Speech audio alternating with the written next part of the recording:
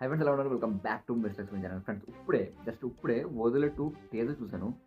I just blown away అనమాట. So, ఎందుకంటే నేను చాలా రోజులుగా తమన్నా మూవీ కోసం వెయిట్ చేస్తున్నాను. సో, అసలు ఆ గెటప్ గాని, ఆ అంబియన్స్ మొత్తం అది చాలా డిఫరెంట్‌గా అనిపిస్తుంది కదా! సో, పైగా 'వదిలే 1' చూసినప్పుడు కూడా నాకు చాలా నచ్చింది ఫిల్మ్ కూడా. సో, అయితే లాస్ట్ ఎండింగ్‌లో మనందరికీ తెలుసు. సో, విలన్ చనిపోతాడు. కానీ నెక్స్ట్ కంటిన్యూషన్ ఎలా ఉంటదా అని చెప్పి అనుకుంటూ ఉన్నా.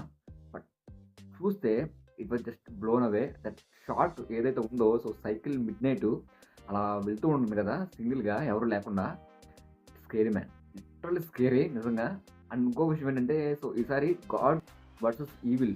సో ఈ కాన్సెప్ట్ తీసుకొని వాళ్ళు చాలా బాగా డిజైన్ చేశారు. అంటే మల్టిపుల్ క్యారెక్టర్స్ గాని, సో డిఫరెంట్ థింగ్స్ అయితే కనిపిస్తున్నాయి. I just loved it. నాకు చాలా నచ్చింది. ఎస్పెషల్లీ తమన్నా గెటప్ గాని, సో మిగతా సెట్ డిజైన్ గాని, విజువల్ ఎఫెక్ట్స్ గాని చాలా నచ్చింది. ఎస్పెషల్లీ దట్ ఆ పంచభూతాల ఆ సీన్ ఉంటది కదా! సో ఈవిల్ వెర్షన్‌ది. సో విలన్‌ది. ఆసమ్. జస్ట్ ఆసమ్ అని చెప్పొచ్చు. అంటే ఈ తక్కువ బడ్జెట్‌తో ఆ సంపంగినంది అసలు స్క్రీన్ రైటర్ గాని, డైరెక్షన్ మొత్తం ఇరగదీశారని చెప్పొచ్చు నిజంగా. ఈసారి సో మంచి సినిమా చూస్తున్నాం. ఎందుకంటే ఇలాంటి ఫిల్మ్స్ చాలా తక్కువ బడ్జెట్‌తో వస్తాయి. కానీ స్క్రీన్ ప్లే ఇవన్నీ చాలా ఎంగేజింగ్‌గా ఉంటాయి.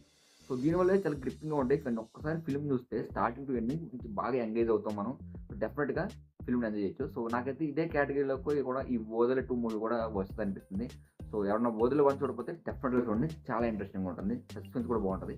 సో నెక్స్ట్ వెయిట్ ఫర్ 'ఓజెల 2'. సో టీజర్ చూసిన తర్వాత మీ ఒపీనియన్ ఏంటి? కామెంట్స్